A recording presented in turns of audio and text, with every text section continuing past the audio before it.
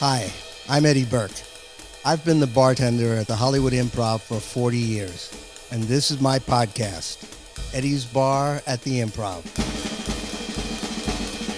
All right, guys, this is Eddie Burke, and this is another episode of Eddie's Bar at the Improv podcast. I've got a good friend of mine as a guest today, Mr. Marc Sheffler. Say hi, Marc. Hello, hello, hello. Marc is an actor, producer, writer, comedian, and we've been friends for I'd say 40 years, 40 something like that. Easily. Well, What time? When did you start working? Yeah, probably 79. Yeah, I was here already. I know. So, yeah, you were already around. Let's just kind of start at the beginning with you. When did you first get interested in comedy? So I was one of those kids who was glued to the television every Sunday night because of the Ed Sullivan Show. And Myron Cohen and Jerry Lewis and Alan King and Bernie Burns and that entire litany of those guys. And I was like this. I couldn't, because they were getting laughs. And what age are you? I was like 5, 6 years old. Wow. And then, so I started to get funny, I started to imitate these guys or do things. It's called stealing material. Not when you're 5. Not when you're 5. When you're 18, it's stealing material. Not when you're 5. So I started to I guess feel the power of being able to make people laugh. Mm-hmm. I don't know if I intellectualized it then, right. But people were really nice to me after I made them laugh. So I had I was a big Three Stooges fan. Okay. Because nutty comedy, right? And who wasn't back then, too? Right. So when I was 8 years old, on the run-up to my 8th birthday, my dad said to me, what do you want for your birthday? And I, blurted out the Three Stooges. And he got them for me. What do you mean he got them for you? He Three Stooges there used to be a nightclub in Pittsburgh where I'm from called the Holiday House. So the Three Stooges were doing a gig, like a 2-week gig there. Mm-hmm. So what my dad did was he went to them and said, I want to have a birthday party for my son. We'll do it this day. So on a Saturday afternoon, or either on my birthday or around, whatever it was that year, my dad paid the Three Stooges their fee, whatever they want. Mm-hmm. And there was a private party. I have pictures and, friends still there who I know now who were there. What did your father do that he could afford to do this? My dad was an aluminum siding salesman. But let me circle back and I'll tell you. So during the course of this event, the Stooges brought me up on stage. And I knew all of their shtick and all of their bits, so I began to interact with them. Mo put his hand on my head and said, I dub you the fourth Stooge. Wow. And the whole, there were maybe 60 people there, mm-hmm. and everybody started to applaud. And I was holding on to a mic stand, and I'm looking out, and I'm looking at the floor, the stage, and I'm listening to the applause, and I'm thinking to myself, this really feels good.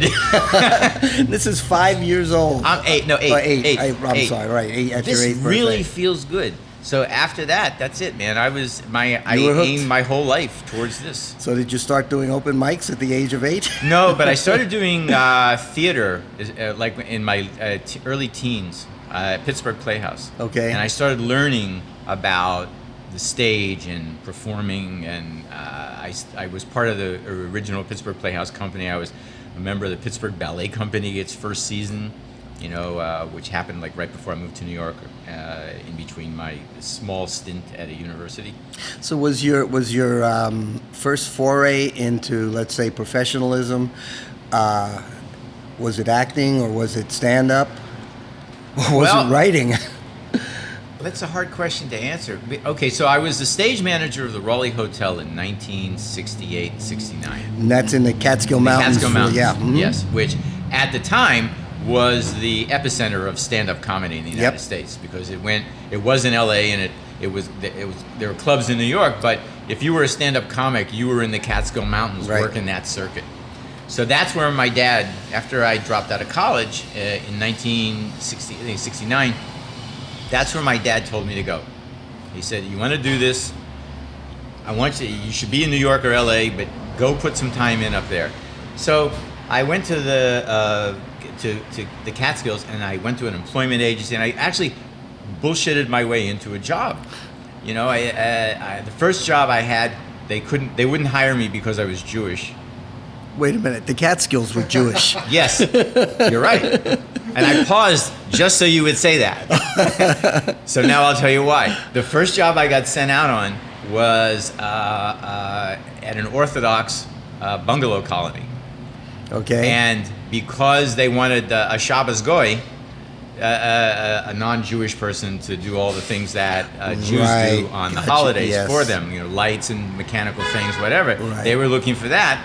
Because I was Jewish, I couldn't do the job. Right. So now I'm back at the employment agency, and I'm sitting there, and they get a call from the Raleigh, and they need someone to fill in on the athletic department for the weekend. Now, you've been looking at me for 40 years. You can say whatever you want. Athletic is not one of a them, descriptor that anyone would give me. But I bullshitted my way that I was like third string baseball player with the LSU team. I mean, just lied. I just flat out fucking lied. Mm-hmm. And the guy hired me. Okay? Oh. He hired me. Well, it's the Catskills. I worked the weekend, the 4th of July weekend, and then I had no place to go on Monday. But I found out that there was an opening. Somebody didn't show up for the job as the stage manager, and I had in theater school, I'd had experience and knew sort of could fake my way through it. So I slipped myself in there and said, hey, how about me? And they took me to the nightclub, this giant 1,500 seat nightclub. I mean, you know what those giant hotels, mm-hmm. Yeah. So they hired me. They gave me the job because they needed me. It was like timing. Right. So there I was. We need a body. It doesn't matter at that point. That's right. Yeah. But I knew how to hook a mic up. I knew how to turn lights on. But what I didn't know how to do was operate like a 7 million watt carbon arc spotlight. And that was my main job. So I spent like the first day teaching myself without blowing the hotel do that. up. I'll tell you, the Catskill Mountains, I was brought up in the Catskill Mountains. Oh, where? My father was a Catskill Mountain entertainer. He was a social director at a number of hotels, one of which was Gibbers. Oh, sure. And the Avon Lodge or whatever. Know that one? And so we spent every summer in the Catskills. The Raleigh, I'm very, very familiar with. My father used to book all the entertainment for the hotels. Rodney Dangerfield, for our hotel, his hotel. Rodney Dangerfield, Jackie Mason. Gibbers also had a big theater type place. Yeah. And so their guests totaled, I'm going to say 1,000-seat little theater. Well, as you know, the Raleigh was connected. There was that service road in the back, like the front of the Raleigh connected to the back of the Concord. Mm-hmm. Okay. Yes. And then there was that strip joint, Sonny's Pussycat Lounge. That's right. Okay. I haven't remembered that. Sonny's Pussycat Lounge, and all the employees from both hotels. This is where they would congregate. That's right. After hours, and we used to go back and forth. Yeah. Well, what happened with me at the Raleigh? I worked there for like a year. It's like during that time I was drafted and was able to not be drafted. I don't know how to say that. That's the way, like I went and they took a look at me and they went, nah. No. Height of the Vietnam, they were taking people with broken arms. Anybody, if you like this, they looked at me, sorry. Not good. We can't, Not good. So, and the creepy thing was that we all met at Monticello, at the draft board in Monticello, right? God, yeah. Right? You know where that is, right? Mm-hmm. And they hired a short line bus to drive everybody down to Whitehall Street, where the draft thing was. I know that place well, too. And because I was rejected, that same short line bus had to drive me back to Monticello. Oh my God! Yeah, and back then that was a trip. It was creepy to be like I'm on the bus with like 50 guys, all going, and I'm the only one coming back. Yeah, that was that. I had an experience at Whitehall Street. It's kind of like while I was working in the Catskills as a waiter. In I think it was the Avon Lodge at that time. I got apparently my father got my draft notice. Didn't tell me about it.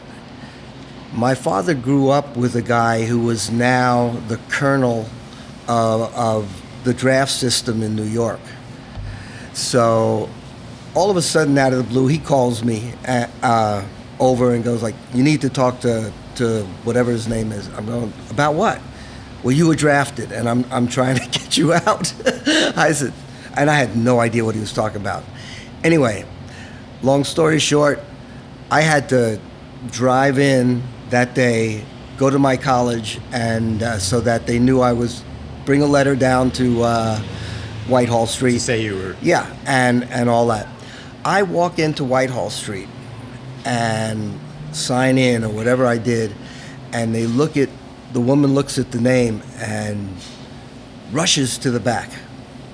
And I go like, I got a feeling I'm about to go straight to war.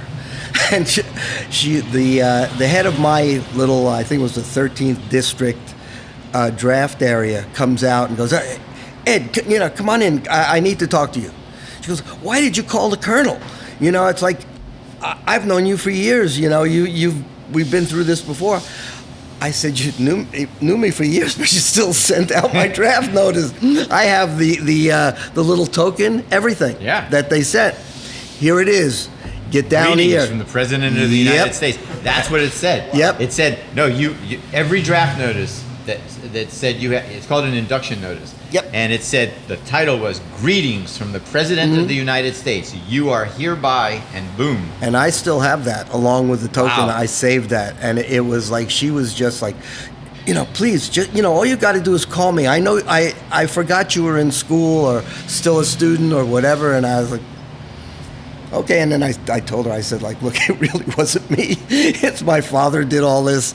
I had no idea." And she's like, "Don't worry about it. Yeah. You're good.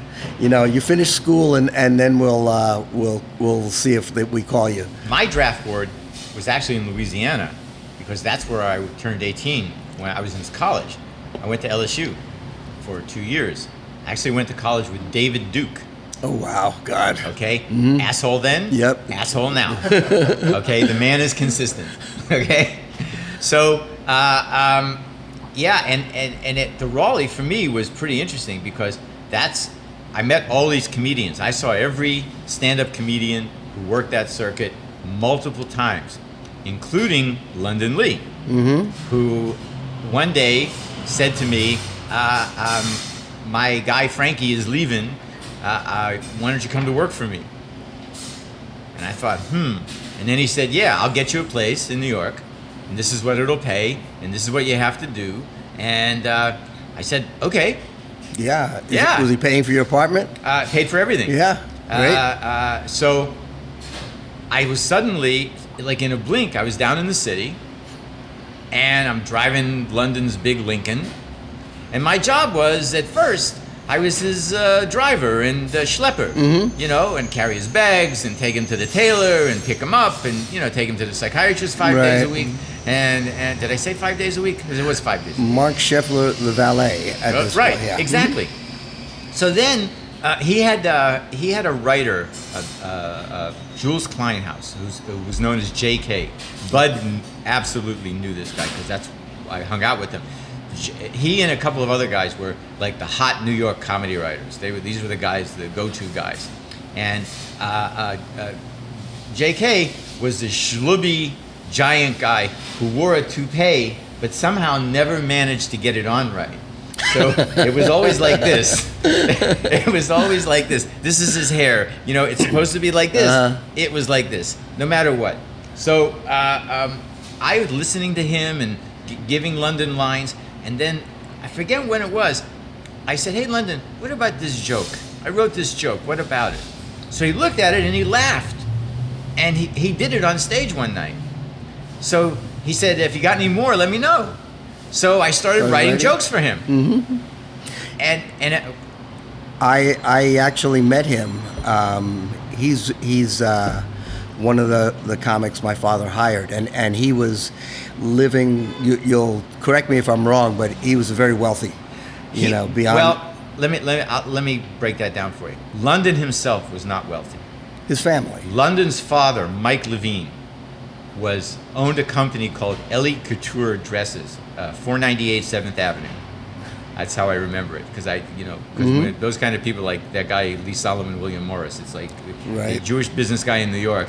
You give your name and your name of your business.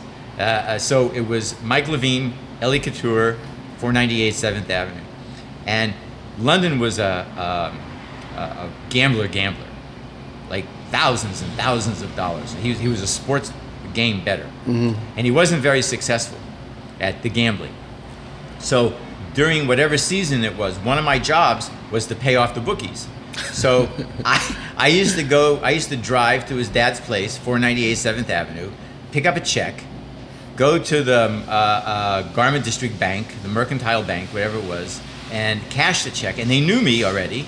I'm like 20 years old, 19 years old. I'm driving around New York with a suitcase filled with 35, 40, 50,000 in cash. And I'm going to these places asking for like a guy named Lou, and he'll give me a code, and if he's got the code, I give him the money.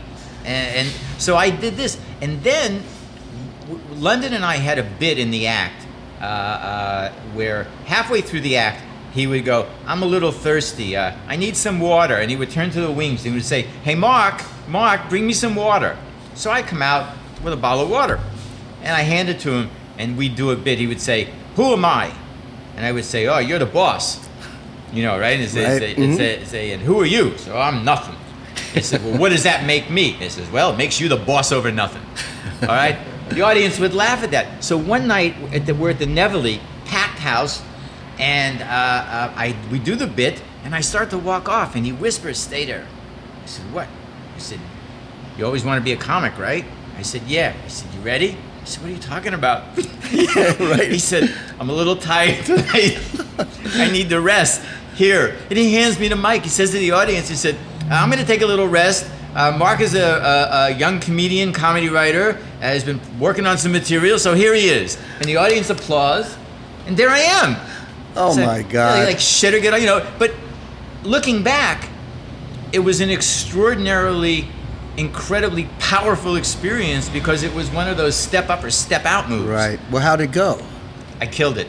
Really? I did 5 minutes or 6 minutes, whatever it was. Jokes I knew were going to work. I can't see that not happening for you, because you're what's the word? A ham? You're so there. I mean, this is what you love as much as I know you. I mean, that must have been like, it was, and mind blowing. It was in my head. I was utterly terrified, and at the same time, yes, motherfucker, give it to me. Here's my shot. Yeah. So I walked off, and I said, and they were applauding, and I said, did I do okay? He said, get the fuck out of here. Right. Yeah. He said, that's the end of my act, right? Yeah. No, but he actually let me do that a few more times, and then the last thing I did with him was a 2-week stint at the Copacabana. In New York? In New York, yes. And I said to him, are we still going to do that thing? He said, well, you're not doing 10 minutes every night. And I said, I got that. He said, well, we'll do the bit. So one night he surprised me, and he said, here, take it. Go ahead. And I went downstage center at the Copa and did my stand-up. And it was just... Yeah, what an experience. I mean, for you, 19, 20 years old, geez. The Copa, the Nevele, and the Catskills. To my memory, comedians and entertainers up there killed to try to get to the Nevele or the Raleigh or whatever. Those were two of the really big... Every one of them. Yeah, they were all like, you get here, and you've got it made in the Catskills. And those were the days where comedians, just regardless of your position in the comedy hierarchy, they were still doing 2 and 3 shows a night. Oh yeah. So I learned how to change from regular clothes into a tuxedo in the backseat of a car. London and I we had to be places, and we had to change clothes. He would drive, and then I would change. I would drive, he would change. It was like bizarre, and we'd be doing 2-3 shows a night on the weekends. So when did you get off on your own? When did you decide? Right after that, I that was kind of like a pinnacle. It wasn't going to get any better than the Copacabana, right? Right. So I said, look, enough is enough, and we separated friendly, you know. I moved into a friend of mine's apartment, and I started doing stand-up at little places in New York, and I got a manager. I found out that you know, somebody saw me, and they said, yeah. Turns out it was the same company, management company, Lloyd Greenfield Associates, that managed Tom Jones and Engelbert Humperdinck at the time. God. And some other people. So they were able to, you know, they had some juice. They could get me a little around. bit, yeah. So one day, I walk into the office, and the guy who handled me said, I have a movie audition for you. Okay. He hands me a name, and he said, go down to this address. It's between 5th and 6th, and ask for two guys. One's name Wes, and the other's name is Sean. So I go down to that office, and I go upstairs. I go into the room. I said, Wes or Sean, and these two guys raised their hand. I said, Dick sent me. I do the audition, and I go back to Dick's office, and they had already called and said, this is the guy we want. Oh, did I mention that Wes was Wes Craven and Sean was Sean Cunningham? No, you didn't. Yeah, no, not at all. Forgot that. Right. That's how I got Last House on the Left. Oh. And that movie has a tremendous cult following too, doesn't it? Every year, for probably the last 15 years, I go a few times that year to horror film conventions. And the first time I did it, I was blown away with the fan base that film has. And the reasons why, and I've come to understand, it's one of these films that transcends generations, because it's handed off from parent to child as a cautionary tale. I learned this from fans who would come to me and say, you know, young girls, 14, 15 years old, my dad made me watch this. My parents made me watch this because they wanted me to know what could happen if, you know. Right. So. Wes Craven and Sean, they really weren't well known at that point at all. No, this was Wes's first film. Yeah. Sean had done a kind of pseudo documentary about sex education called Together. Oh, great. It's like mindless. And he had, that's the only film he had done. And Wes had done some porn editing. Even better. That's all he had done. That was it. Oh, that's great. What a way to start your career, though, I know, right? I mean, a big role, not just a walk, a couple of lines. Oh no, it not was just one of my leads. roles. It was just like, you know, did you feel this was going to catapult you and kind of kick you off into the acting world? Right after the film was released, we saw it in a screening. We all saw it at a screening. There's a Filmways screening room on 10th Avenue, and like in the 40s or 50s. We saw it there. We walked out. David Hess and Freddie and I. We walked out and we said, "There's no fucking way in the world anyone's ever going to watch this." Really? No, it was bizarre. It was terrible. So we. That was our opinion. Yeah, that was it. Right. So then the film gets released in drive-ins at first, because that's the original intent was to make it a drive-in film. And then Roger Ebert writes a review, a 4.5-star review. Wow. Of Last House on the Left. And overnight, there were people lined up to see it. There, you know those theaters on 86th Street and the east side, like between Lex and Park, right? So Hess and I are walking by there one night, and this was how we found out about it. On the marquee, Roger Ebert, 4.5 stars. Wow. Last House, and there was a line, and David and I looked at each other. What the fuck is this? Yeah. So all of a sudden, it got this extraordinary recognition. So I got a call. Actually, my dad got a call from. It's kind of funny to have, you know, my dad. I was just still only 20 years old. I was 21, dad, right? Yeah, my right. dad. So my dad got a call from his cousin, who was the general manager of the Stanley Warner Theater chain in all of Western Pennsylvania. Okay, and his office was at a theater called the Stanley Theater in Pittsburgh, which was one of these grand, ornate, kind of old school theaters. So I used to go for free when I was a kid because it was my cousin. And I used to sit in the theater watching other movies, and I would imagine me in a movie there. Okay? Well, my dad gets a call that Last House on the Left, post the Roger Ebert review, is coming to Pittsburgh, and they're going to premiere it at the Stanley Theater. Wow. Where I used to sit and dream that I was in a movie up there. Sure. So they take me back to Pittsburgh, and they treat me like a king, and they limo me around, and 3 or 4 girls, I can't remember, from my high school graduating class, who never gave me the time of day. Here you go. We're taking This is what numbers it's really to drop all their about. pants. Yeah, this is what it's really And all I about. remember being with one of them thinking that I've made a correct career choice. This is seriously the way to go. Well, you're speaking of that. I'll segue years later to like when I met you and hanging out here. You were hanging out, I don't know why, but you always had pretty women around you, constantly with what's her name, Heather Thomas? Heather Thomas, yeah. But she and I were just always friends. I know. We were just friends. I don't believe that, but it's okay. No, it's true. I swear know. to you, it's true. But you always did. You know, it's that's when I met you hanging out here, and you know, just watched you. I was going like, look at this schlump. See, other writers, like I talk to other writers, and you have these origin stories, you know, like how did you become a writer? Well, I was quite fond of Hemingway when I was a child. Yes, I know. And you, I said, well, if F. Scott Fitzgerald and the dynamic and explosive relationship with Zelda, what about you? And I say, well, I was getting laid a lot because of Last House. And then it died down. And it completely and utterly fell apart. Okay?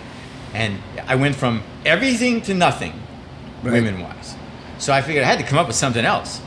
So one night I'm at a party in New York, and I see a guy talking to this really hot-looking girl. And he's telling her, well, I'm, working on a script, and I'm kind of developing these characters. And I see this girl, and she's like into him. And he's telling her, he's a writer, and he's this, and he's that. And then, wow. And he leaves with her. So I figured, okay, I can do that. I can tell My new girls I'm a career. writer. I can tell girls I'm a writer. So I went into a bookstore in New York, and I got like 3 or 4 books about TV and film writing, and I just read them back and forth, so I was familiar with the terms. I started doing this. I started going to parties and hitting on women and telling girls I was a writer, and it was like working. One night, I'm in a party, and I'm in the middle of it, right? And I get a tap on my shoulder, and I turn around, and it's a commercial director I knew. Remember Enley Lacey? Remember, I've auditioned for Okay. him a number of times. All right. Yeah. Mhm. Lee's a director who did the very famous Mean Joe Green commercial. Right. For Coke, right? Mhm. So he taps me on the shoulder, and I had auditioned for him before, and got a Metropolitan Life Assurance commercial I did for him, and we became kind of friendly, very. And he said to me, "Hey, I've been listening to that idea you got. I have an office in California and an agent at William Morris. When you finish that script, I would love to read it." So I kind of excused myself from the girl, and I took him aside and I said, "Look, Lee, I I'll made be it honest up." with you, guy to guy, I'm not writing anything. I just tell girls this to get laid. That's it." And he said, "Well, is it working?" And I said, "Constantly." He said, "Then you're an idiot." And I said, "Why?" He said, "Because if you can get women to take their pants off for you, for what things that you're talking about writing, you need to forget about that and actually start writing something." So I did, and I gave it to him when I was finished, and he ended up selling it to NBC, so I sold the first script I ever wrote, and that's what moved me to California. God, and what was the first script? It was called The Unseen, and it was about a bunch of poisonous snakes that spill out of a van in Central Park and get loose on a summer afternoon. And back then, that was kind of like a hot. Yeah, it was thing. a hot topic. So we make the deal. They pay me this extraordinary amount of money. In a blink of an eye, I'm in LA. I have an apartment. I have a car. I got money in the bank. And to further cement my indoctrination and welcome into television, I get a call one day saying that the regime at NBC has changed and they're shit canning this movie and bringing in their new stuff. And all I said was, okay, I'm good. I'm good with it. I've got money. I got a big chunk of change. I got a car. I got an apartment. I'm in LA. I got an agent. William Morris became my agent. So. And did it ever go? Never made. Never went. No, it was a complete shift. Yeah, you know how that happens. I do it. Some people don't get that. It just people when regimes change at networks and studios, they want to sweep everything that they didn't develop out and bring things in that have their own imprimatur on them. Yeah. When did you start doing stand-up out here, like at the Improv or the other clubs or what have you? I believe it was in '76, because I got here in February of '76.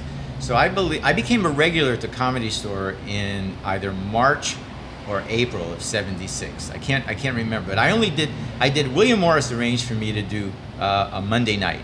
Because Mitzi said that she wouldn't give me an actual spot, but she would give me a time on a Monday night, right? Mm-hmm. So I went there, and I did 5 minutes, and 200 club dates in the Catskills and the Copacabana. I wasn't really nervous about this, right? Yeah, and it went fine. So they invited me back, and I did it again, a couple of new jokes, and fine. So on the third Monday night, I'm there. Mitzi was in her booth. Showcasing somebody else. So I go up on stage to do my 5 minutes, and I knew from experience that I did really well that night. It was crazy. It was a good crowd, and that it was fun, and I was very loose. So I killed it. It was like 5 minutes, and it was nonstop. So I came off the stage to applause, and I saw Mitzi sitting in her booth, and I said, "Fuck it, man. It ain't gonna get any better than this." So I walked up to her and I said, "Mitzi, does it have to be better than this?" And she said, "All right, Mark, call in for spots." Great. So, I've heard about this up there, this class of '77. Yeah. Yes, I was part of that. What is that? The class of '77 were the guys and girls who were at the Comedy Store pre the strike in '79. Who had started there because we all seemed to arrive kind of in that 1976, 1977. And by all, I mean Robin and David Letterman and Jay and Tom Dreesen and Tim Reed and Jimmy Walker and all of those guys. So there were some of us, some of them were more ahead of some of us, but we were folded into that pre-strike class of '77. That's what it is. Okay. And so how did you get set up here by Bud or whoever put you up here? Lee Lacey's office was down on Melrose Place. Right. Okay. 8446 Melrose Place. How do you remember these numbers? I can barely remember where my toothbrush is in the morning. Yeah, I don't know either, actually. I think it's just stamped in my consciousness. Yeah. So, and his place was right now. Lee owned all that property and rented to Neil Diamond, and Neil's office was right next door. So when I was here in '76, February '76, I moved. So when I saw the signs going up that I read that the Improv was coming, I think I walked in here. It was still under construction, and saw Bud. And he said, "Hey, you're here too." I said, "Yeah." I said, "We're all here now." So I was almost like I was here. Immediately when they opened? Yeah, are you kidding? Well, that was like 74 or 5, was it not? Well, then, I don't know. Yeah, I mean, I'm just going to call you on this. You're Call wrong. me. It's No. I think they opened this club. If they opened in 74 or 75, then I came here immediately when I got to LA and walked in during the daytime and saw Bud. And they also, but in your defense, since I called you on it, they could have also been constructing this bar because you had Jack Knight and Jay Leno building this bar and painting for Bud and all that. And so, that's very possible. If you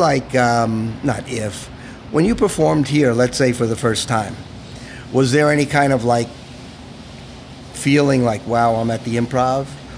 Or had you already had that feeling in New York or at the store. I don't know. You know, when you're a comedian and you've got like a home place or a couple of home places, like the Comedy Store and the Improv. The Improv for me was a little more homey because I had, you know, I felt the silver strings from New York. You know, It was like this was an extension of a place I felt very comfortable in already. So it wasn't a new thing. There was a not newness to it, which kind of made it comfortable. The Comedy Store wasn't a place to hang out, to just hang out. Right. Because it didn't have a place to hang out back then. They do now. Yeah. But it wasn't. It was a place where you'd go in order to hang out. You have to like stand, you know, the back hallway. You have to stand in the back hallway or outside. But here, there was always like a feeling of embracing here. I mean, maybe it's because, like you mentioned earlier, I always found comfort and companionship in the arms of a pretty girl here. Well, I always saw, now granted I don't know too much about the store and that kind of feeling, but when I started here, I saw that almost immediately with all the comics that were here then. And back then it was all like Jay Leno, Brant von Hoffman, Jerry Seinfeld, Sure. George Wallace. And those guys were all friends, Larry Miller, they all came up together. And they were all hanging out here. They do their sets or whatever. And it was like one big happy family. It wasn't... George Wallace, Robin Williams, and I were in a UCLA student film together. And I knew George a little better than I knew Robin at that time.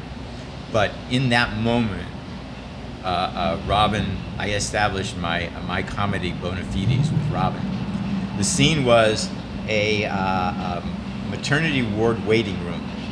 3 young fathers waiting for their babies to be born.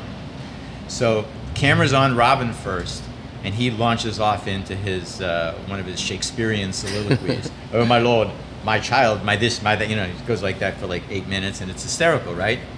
And then a camera goes to George Wallace, who stands up and does a very hysterical rant about a young man with a child on the way, and what's he going to do and how. I mean, it's very heartfelt and very funny. And Robin and then George, he stops, and then Robin and George look at me, and so does the camera.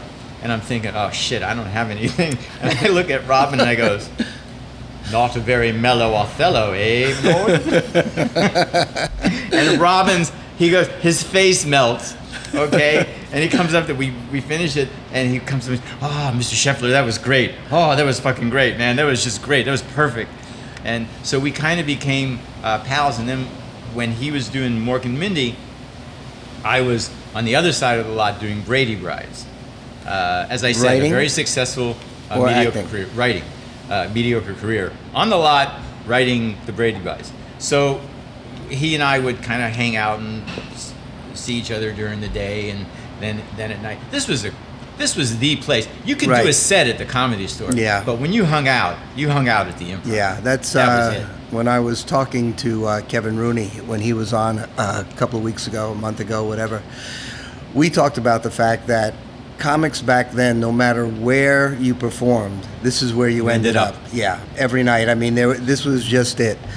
But that was back in the day. You also wrote on like Sister.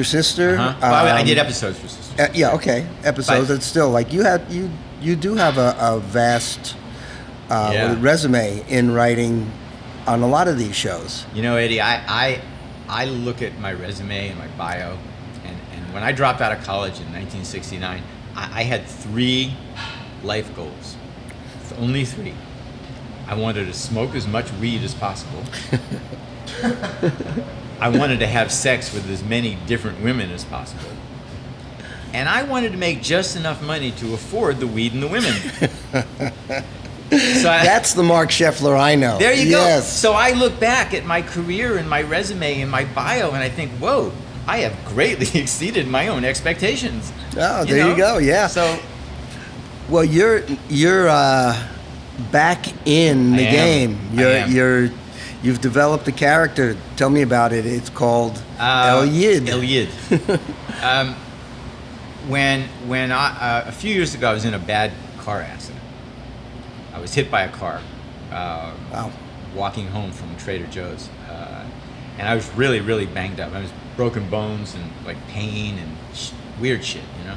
So I'm lying in the bed at Cedars, and they're giving me all kinds of pain medication and trying to help me out. And every time that medication kicked in, where I went inside my head was back to those days. Me at the store, me here. It seemed to me that me revisiting internally my stand-up days was a medication of sorts. It was Sure. It was taking away my pain, and it was making me feel good, as opposed to just block. It was making me feel good. So one day, a few months later, I was thinking about going back to stand-up, but you know, I'm an old guy. Nobody gives a shit. I mean, I'm not famous. I have nothing really. So I went up and down on it. You know, I got real excited about doing it, and I started writing some material. And I came to the conclusion that what the fuck? No one's gonna care. There's nothing really that unique. Mm-hmm. So one day I'm getting out of the shower, and my beard is all wet, and it's dripping. And I looked at myself in the mirror, and I started to get this idea. Something was perking in my head. And I looked at myself and I said, don't go away. I ran into my closet and I put on a black suit, a white shirt, black tie, and I have a collection of hats, so I put on a big black fedora, and I looked at myself in the mirror and I said, now they'll listen to you. Now this is a reason to listen. And I said, what's my name? And I just blurted out, El Yid, which is the Jew in Spanish. My wife is Colombian. No, it's all it means. It means the Jew. My wife is Colombian. And every now and then, you know, she'll say, oh, El Yid.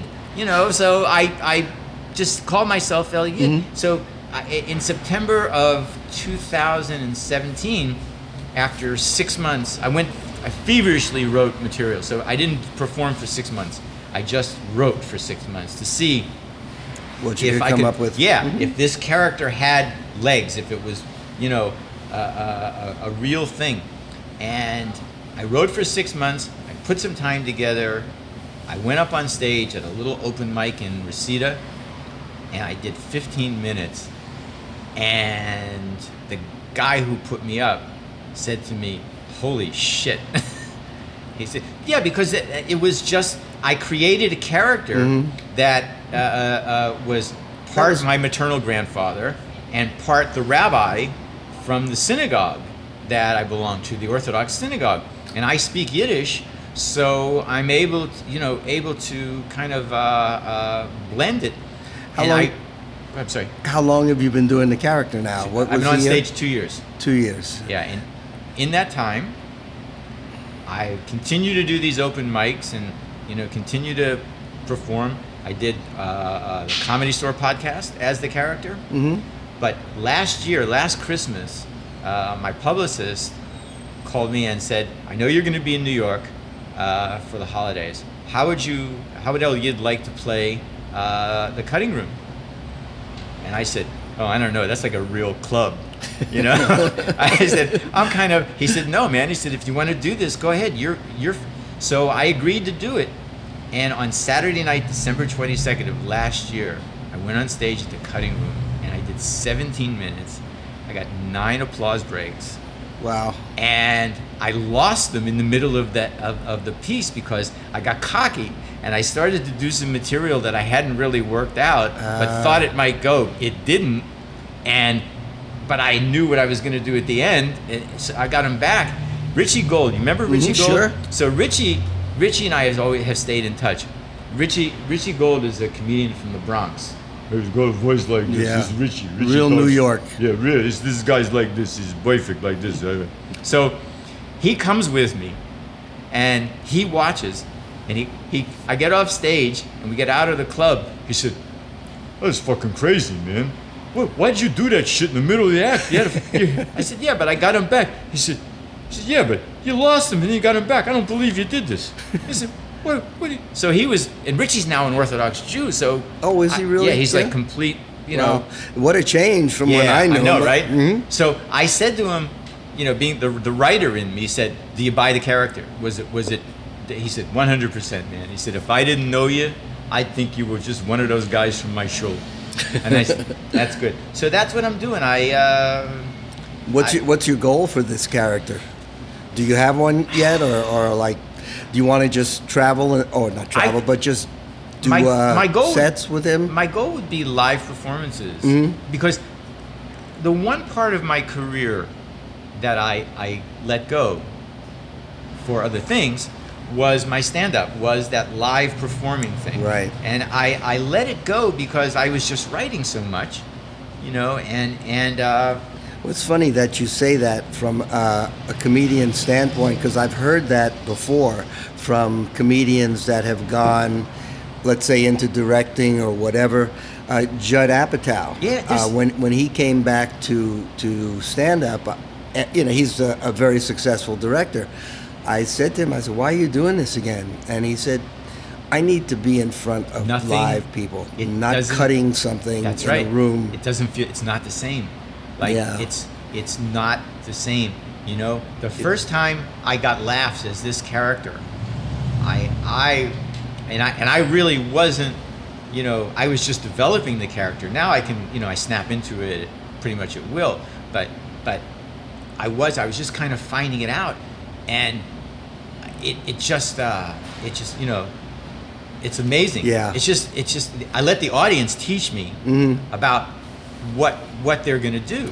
You're still developing the whole character with it. And I'm still, at that time, I'm still developing, but at that time it was really in its nascence, and I had jokes my goal was to write jokes that nobody could steal, that only would work with this character. Like, I have a joke, I talk about Fairfax Avenue. I said, I went to my first, I was at my first millennial Seder last Passover. Yeah, interesting, millennials, instead of asking the 4 questions, the youngest person at the table just texted them. and who knew there was an emoji for matzah?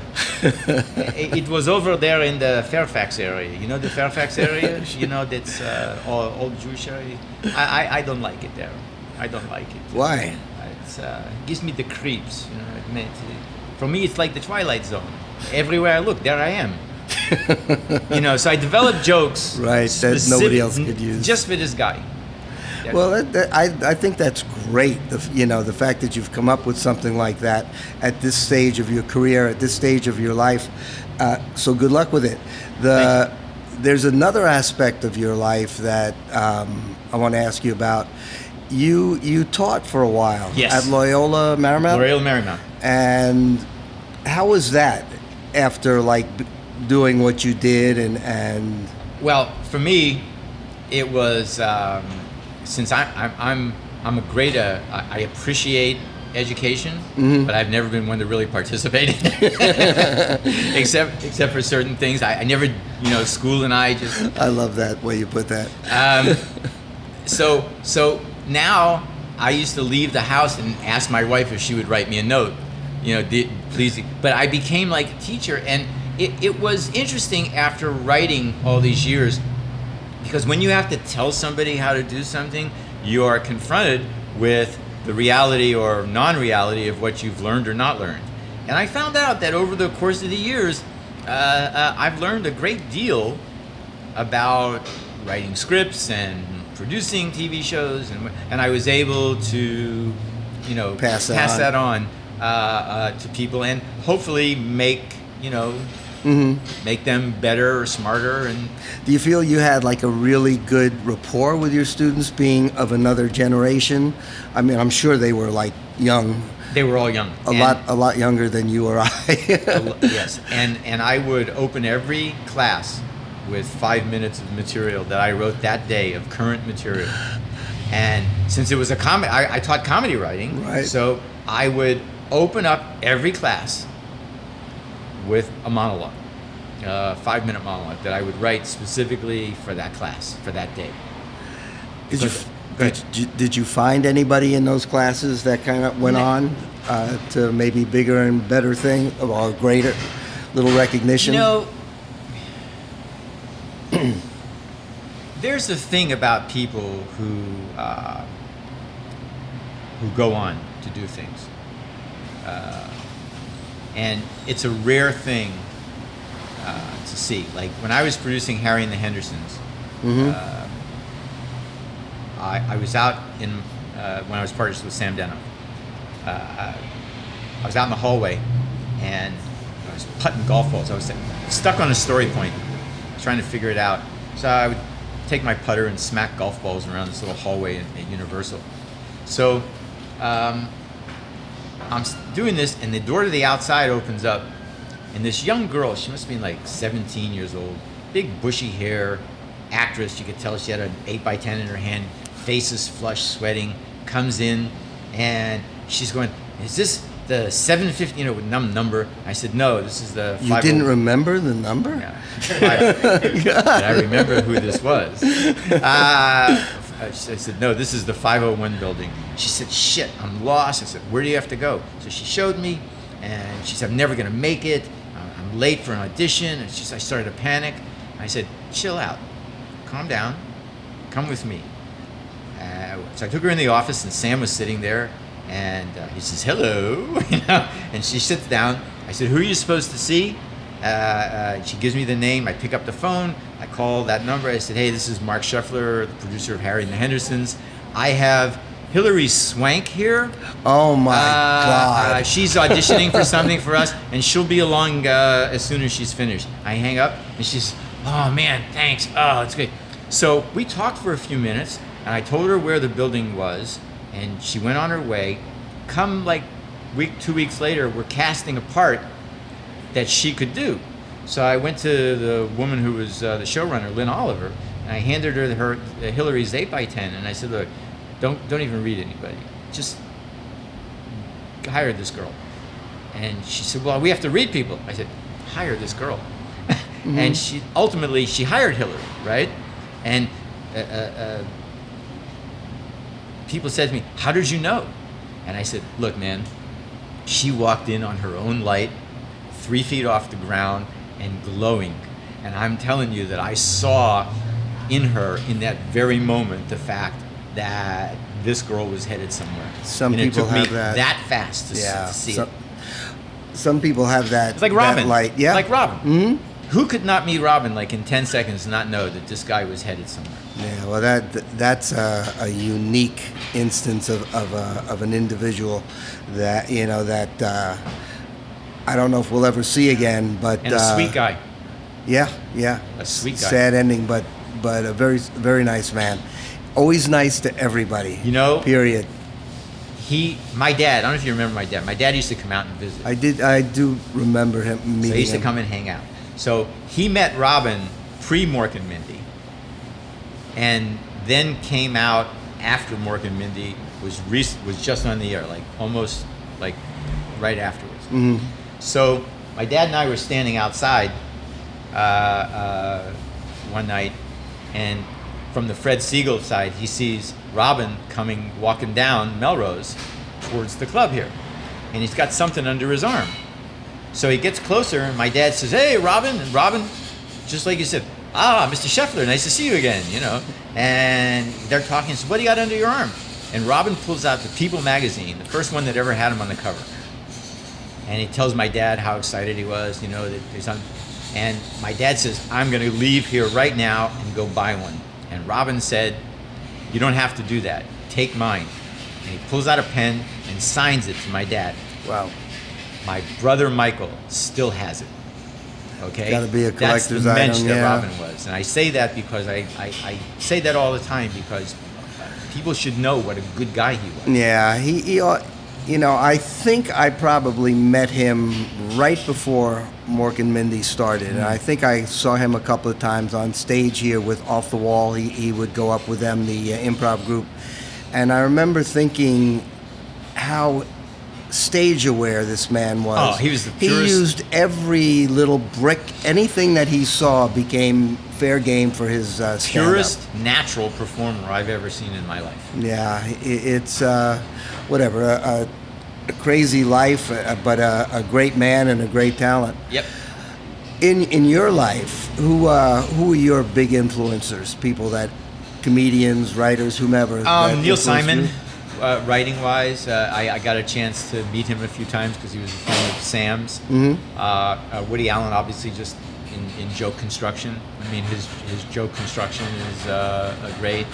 As far as performing, Jackie Mason, Alan King, a lot of those guys I saw in the Catskill Mountains who had just the performing aspect of it. I mean, you could look at their material and understand that their material might have been limited. Guys like Bernie Burns and Mal Lawrence and Larry Allen and older guys. Mm-hmm. But the mechanism of performance that these guys had mastered was just amazing.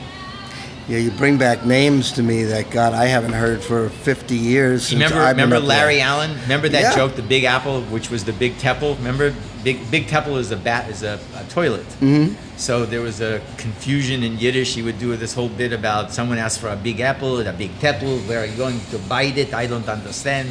It's crazy. Well, that's a difference with I think with the comedy back then and the comedy now is so much of it back then was innuendo, and they let like even Jackie Mason, you obviously didn't use profanity the way it's used today, and those people, those comics, everything was innuendo, and yet it was as funny or funnier because you let they're letting your brain go, and your brain is going crazy with the thing about swearing is on stage, and Elliot doesn't swear a whole lot because it's just not his character to do that.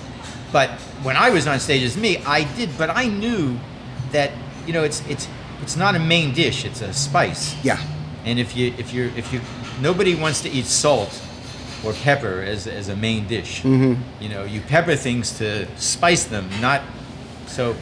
Well, the thing is with the profanity, for me, if it fits the joke, go for it. I have no problem with it. Because even back then, every one of them would every now and then use schmuck, stuff like that, which back then was a pretty racy term. But the fact that they would do that was a little racy. Yeah. But again, it fit the It's joke. never a punchline. No, but it spice. fit. Yeah. It's and it was good. I hang out with a lot of millennial comedians, young comedians, and some of them are funny. There are some good guys, but I think a lot of them, and I don't mean this as a criticism. It's more like an observation. A lot of them are unaware that a joke needs a punchline. I know. It can be a great concept. Oh, that's so funny because there's a young lady here who does the same thing, and I said to her, she had this great premise, great setup, and just ended. And when she got off, this was in open mic, I said to her, that was great until you ended it. There was no punchline. I advise, in a sense, I counsel a couple of young comedians who I've changed their thinking a little bit and say, look, you have to have this thing called a punchline. It can't just be this cute, funny concept. You're taking the audience somewhere. There's a thing in joke writing that's called stretching the rubber band, right, before you snap it. So that's stretching the rubber band is the setup. And the more you stretch it, the more... But you can't just hold the rubber band. You got to snap it. You got to let it go. Yeah. Mark, I want to thank you so much for doing this. Eddie, I really appreciate it. best. This was great. This was a lot of fun. I've known you forever, Yep, and I 40 consider years. you to be a champion of a human being. Thank you. I appreciate that. You might get some arguments from some people, but I appreciate it. I would like to give you one of my limited edition T-shirts.